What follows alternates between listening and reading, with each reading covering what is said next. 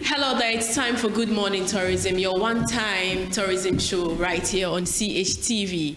This is where you get a chance to explore the world without moving an inch. My name is Erica Minta-Ohene. We'll go for a quick commercial break. When we are back, we'll delve straight into the Ogwa Fetu Afahye. Stick and stay with us. Would like to say a big thank you to our sponsors, CH Travel and Tour. With CH Travel and Tour, they offer services like flight ticketing, hotel booking, visa assistance, car rentals, study abroad. You can contact them on 024 306 8558, 024 306 8558, or you can contact them on their landline 030 231 8932, 030 231 8932. We are back from that quick commercial break. If you just tuned in, of course, this is Good Morning Tourism right here on CHTV.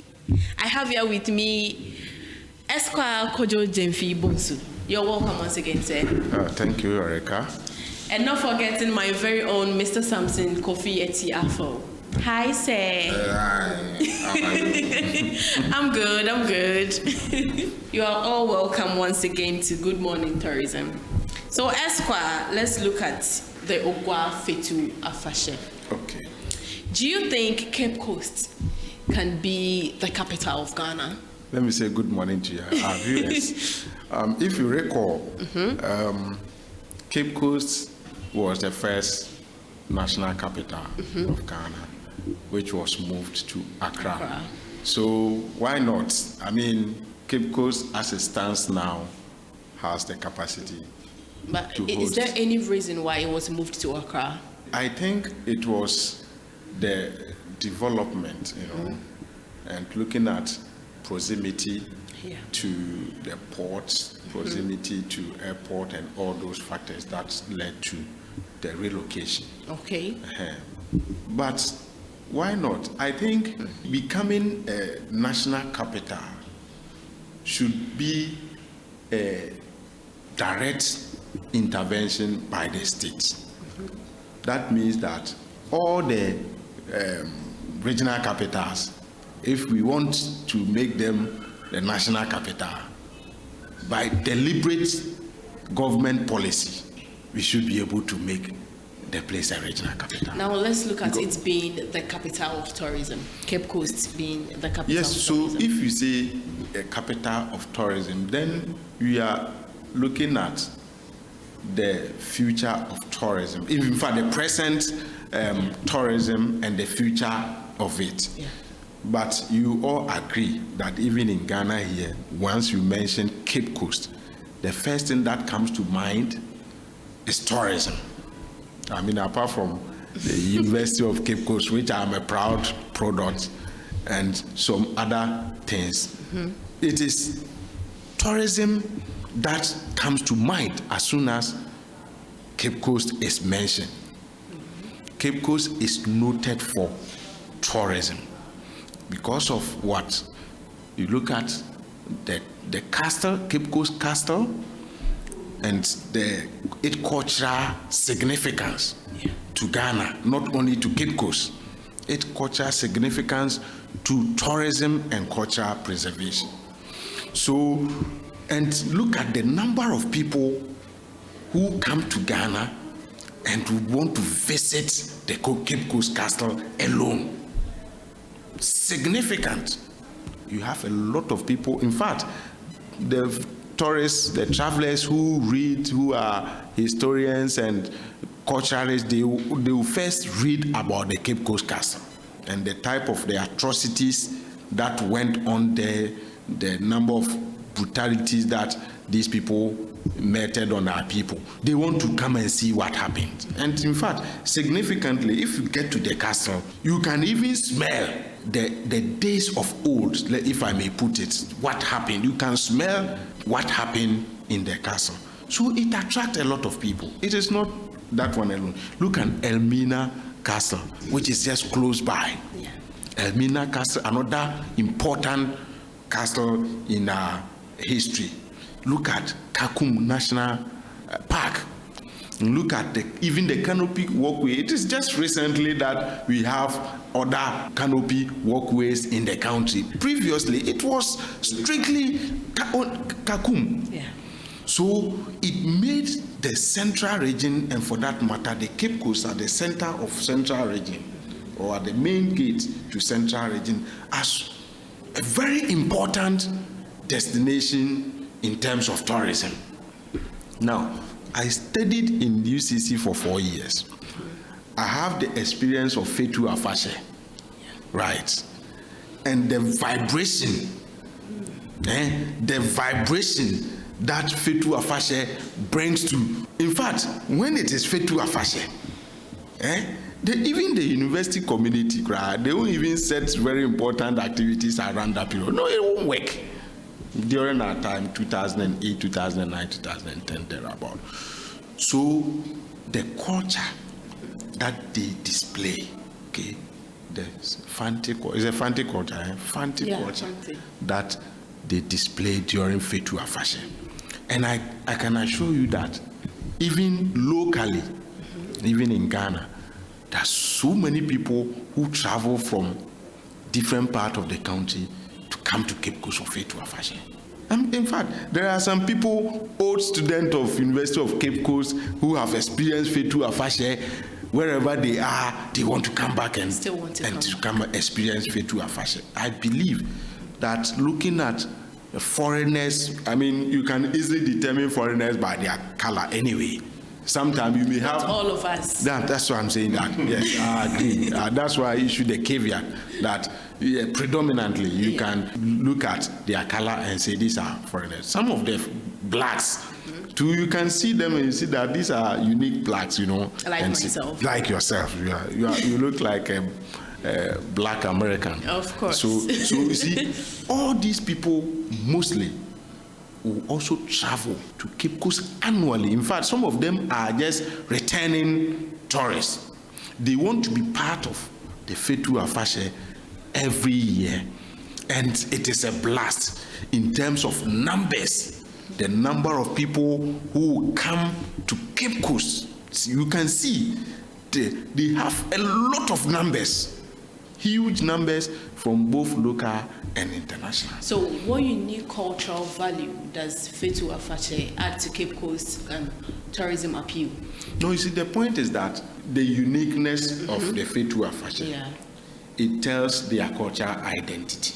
Okay. In fact, it's distinctive from the Akweside or Homowo or Abuache or Hobechocho or all these things. If you look at it carefully, you can see, and the activities that takes place are also different and distinct from what happens in, say, Homowo. Homowo, they sprinkle Pekple, right? Yeah, Pekple.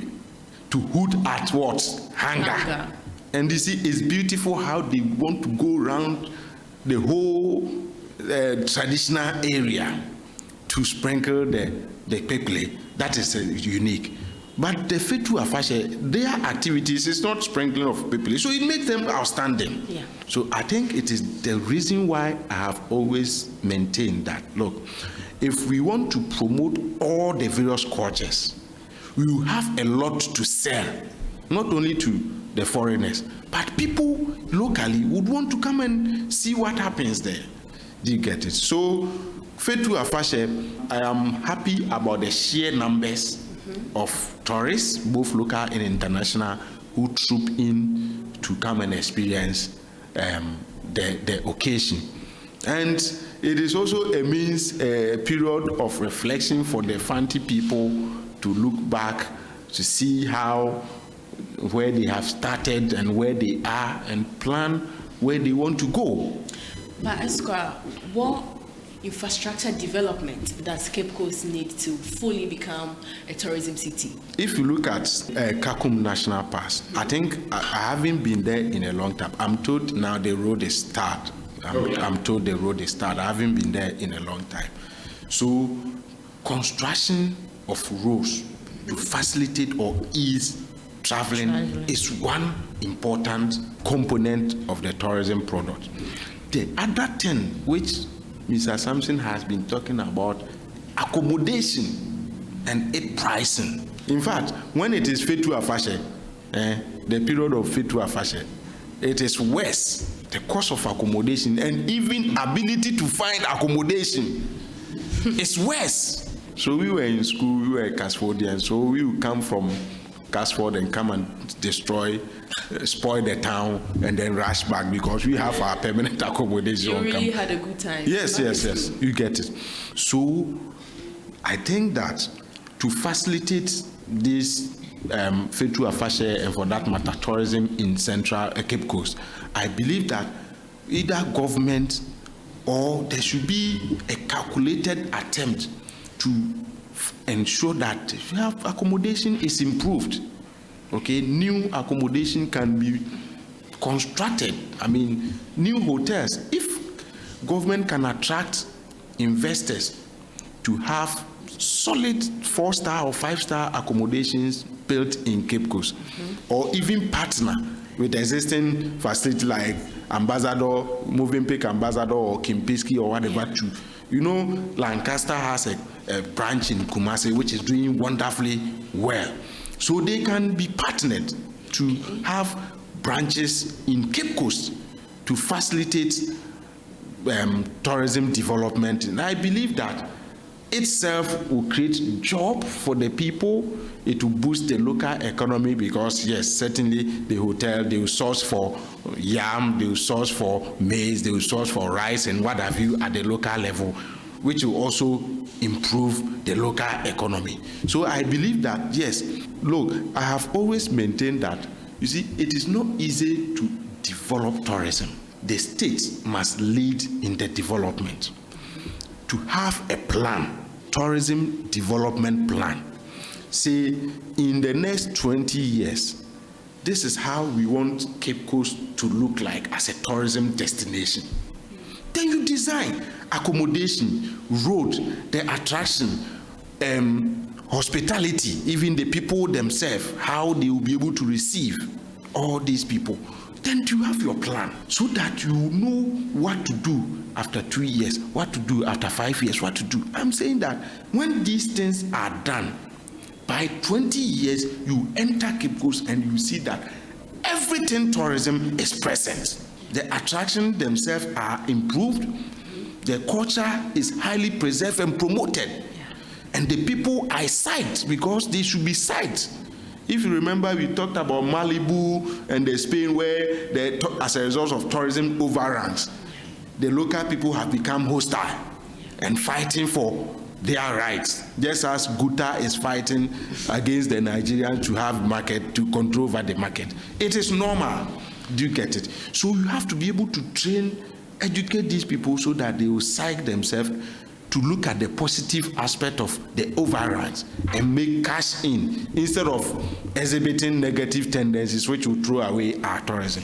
So first and foremost, the planning. We should plan tourism for Cape Coast. And not all, most of the important tourist cities that we have in Ghana, we can plan for them and work towards attracting investors, development and everything so that we can improve those places. So I think that if some countries, okay, they have specific activity for all the regions.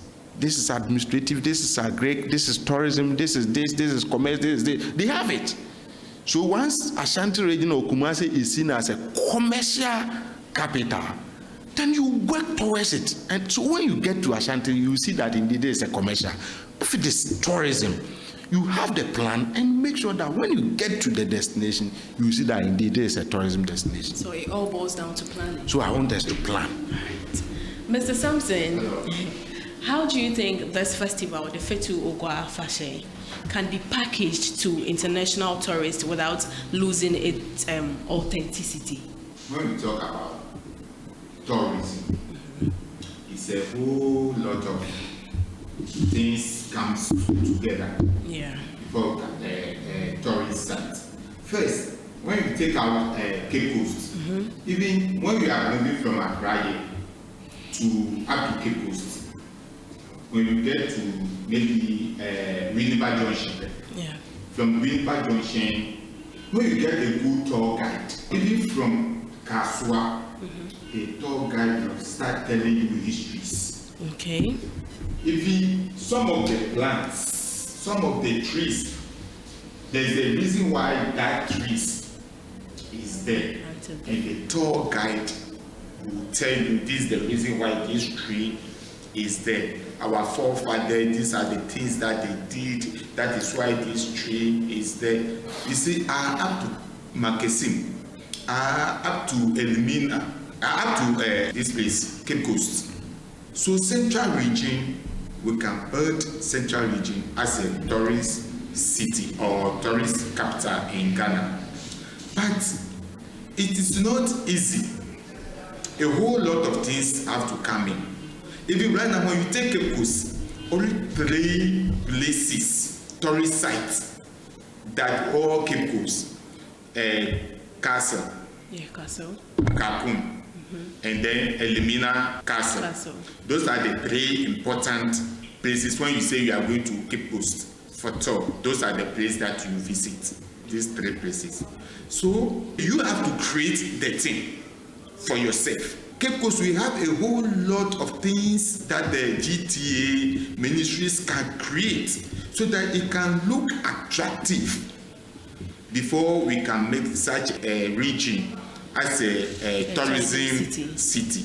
But things that are there right now, we don't think that when you say tourism city and you are selling Cape Coast as a tourism city in Ghana, and when you come to Cape Coast, only 3 sites that you can go. So you are saying because Cape Coast do not have enough tourist sites, yes, it shouldn't be the It can be, but we have to create. We have a lot of things over there that we can create to additional 3 that are there. And Council have said it. Look, when you go to France, Paris, or Lyon, when you go to Lyon, you can see about 20 sites, if it's swimming pool, that they will name it because they created it too, and they hang it.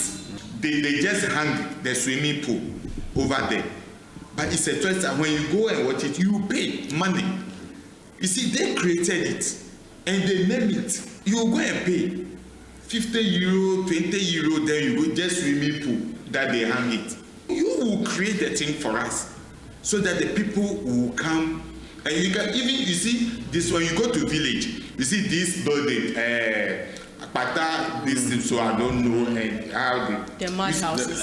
You see, you can create those things. You can create those things and put this lantern in Achacha.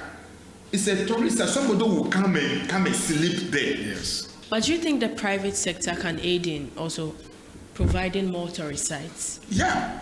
When we give them the mandate, they can do it. But before the private person or the private businessman will do that, there should be agreement between the chiefs and then the business partner. You see, and the people that will patronize it too. A year, how many people come here for tour? Private businessman will look at all those things before we come and invest over there.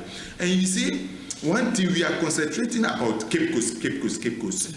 When we are saying that Cape Coast, if you see this region, you see Northern region, when they are saying that we are going to farm trip, farming, cassava farm, cocoa farm, plantain farm, and those things, you make a lot of, that is a farm trip.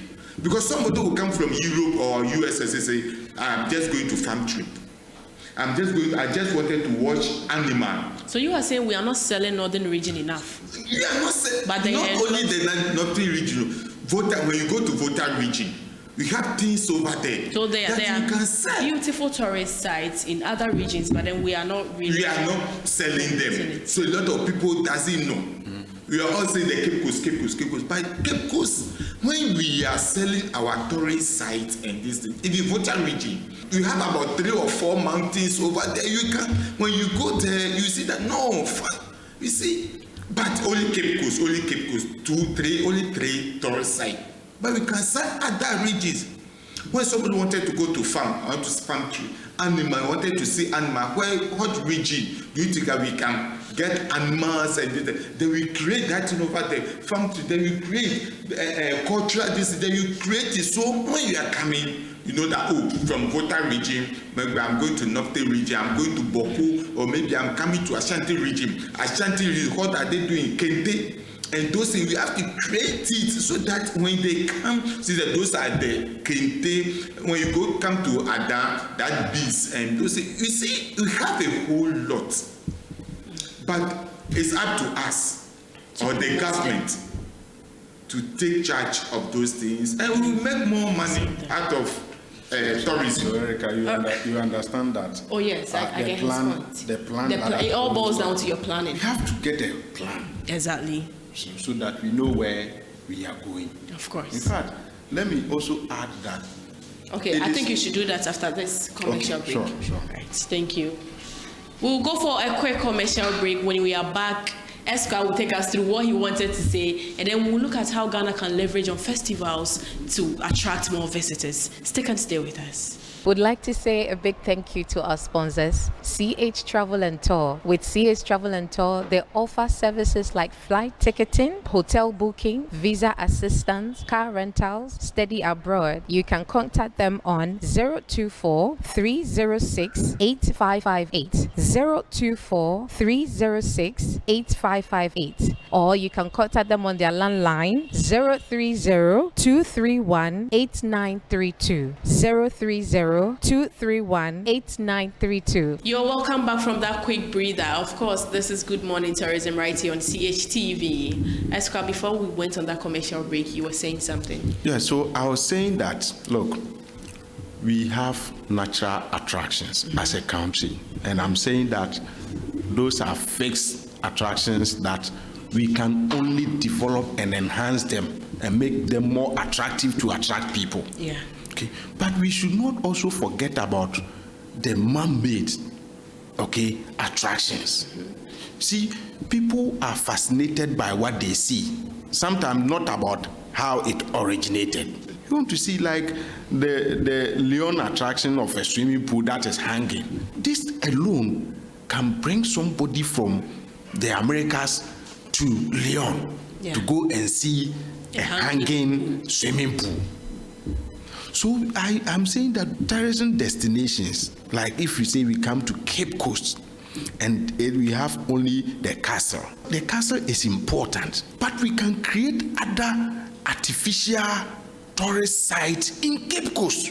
Yeah. When we do that, see, it will make the destinations rich, so that when I come, I will not just buy a ticket now that they want to construct an airport in Cape Coast. You will not fly from France to Cape Coast to come and see only the castle or three. No, we can have smaller to medium man-made attractions in Cape Coast or around the central region that will also be of interest to travelers. And this can be replicated across the country. In fact, we can even look at my Ahafo region. I don't know the main attraction in Ahafo region, but I'm saying that we have land, we have forests, we have farm, cocoa, and all this. What can we do to make those things an attraction? And I'm saying that if we fail to do these things, we will only focus on few areas within the country, and the destination will not be attractive. Mud houses, you see, the house that we call the Atakwame. Yeah, Atakwame. If you come to my region, it is common, Atakwame. Some have been standing, Ahafo region. Some have been standing for over 100 years, Atakwame. They have not plastered, it is there, that local. Wow. What can we do? People can be interested that, can you have such a building? Some of them are even tall buildings. Atakwame store. Yes. Wow. So you can have a building without cement, without sand, and without all these things, and it is still standing. So we can create interest in some of these things. So I think that we should be able to push the tourism institutions, the GTA, As for GT marketing and what have you, I should be interested in the tourism development first. When you develop them, then you force the GTA to now enhance their marketing and promotion and branding of the destination to attract more people. But as it stands now, we are not doing much. Our attention has been on the natural attractions, but you can create crocodile ponds. Okay, can't you do this in Goso or in Mem or in Yamfu? We can create crocodile ponds, okay, and make sure that it will attract the needed attention that it deserves. Okay, if you have 100 crocodile in the pond and create how they can live and come and lie on the, my friend, it will attract more people to the destination. Okay, even local. Okay. If Kwame Nkrumah Museum, the renovated or refurbished Kwame Nkrumah Museum, can increase the receipt from about 30,000 to 3 million, that should tell you that when we create locally, even our local tourism will go up. So please, let the policy and duty bearers know that yes, we are not doing enough. We have the attractions, but they are not enough. We should focus on creating additional attractions to attract more people into our destination. Thank you. Mr. Sampson, how do we promote the festivals in Ghana? That's initially I said something. Every region, we have about 10 festivals in the region. So if you wanted your festival to be heard or to be attractive, we have to sell it. We have to market it. Now, how do you market it? That is it. We market it by performing. When I say you market it by performing, when today is, let's say, Begbechuchu, and people from outside the country come to Begbechuchu, people in the country, and they see different things, different culture, different dancing, a whole lot of things, and you create something that is unique that they can come and see. Next time, next year, when you have 3,000 people, because of things that you did, those 3,000 people will go and sell your festival. So that next academic year, maybe you get about 7,000 people because they came and see what they want. So they will go and sell it so that the other people also will come. More that people are coming, more that your festival also is rising. More that your festival, they are hearing your festival. It's not a matter when they say you sell your festival on those, it's not a matter you go and stand on the radio station and this thing. No, what you do, that the people will testify it and go and sell it outside. More they are selling it, more that people are coming, more that monies are coming into the region, because the hotels will be full.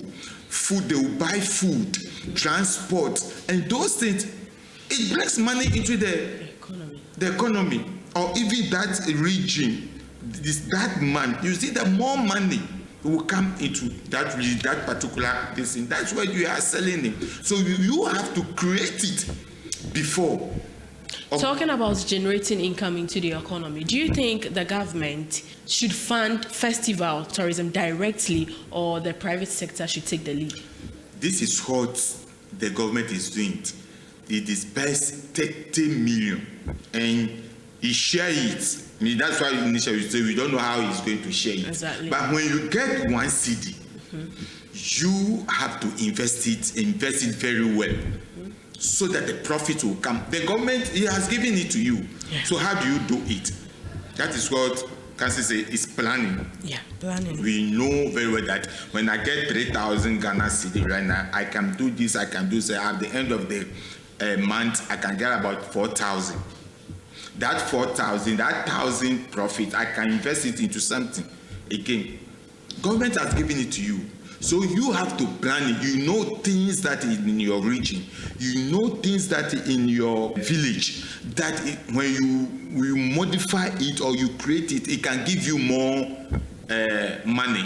So it's not a matter of government should know. Government has helped you. Government has given you money. It's up to you how you will use this money to generate more money for yourself. On that note, I would like to take your last remarks for the show. We have to look at the Volta region very well. Yeah. Okay.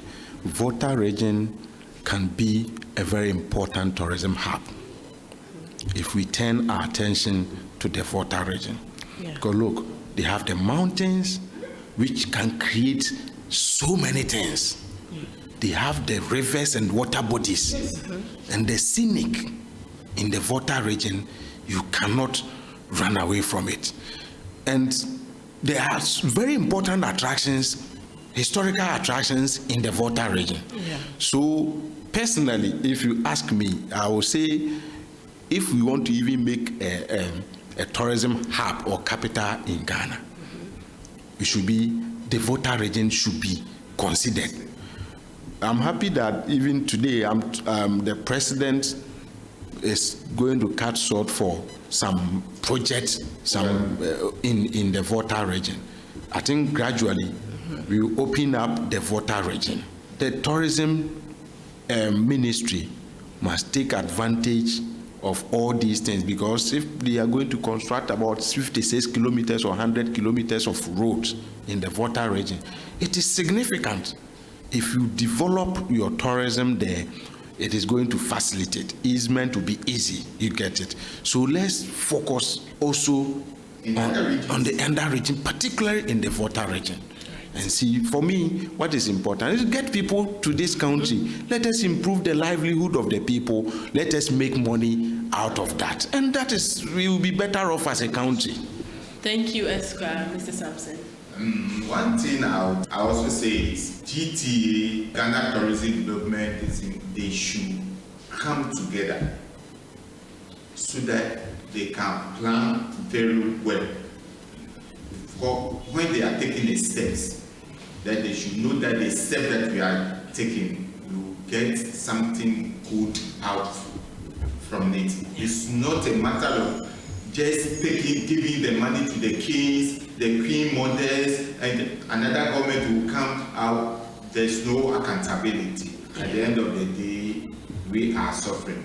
So when they are dispersing the money, they should know where the money is going, and there should be accountability. Yeah. Thank you, sir. Thank you. Thank you so much for honoring our invite once again.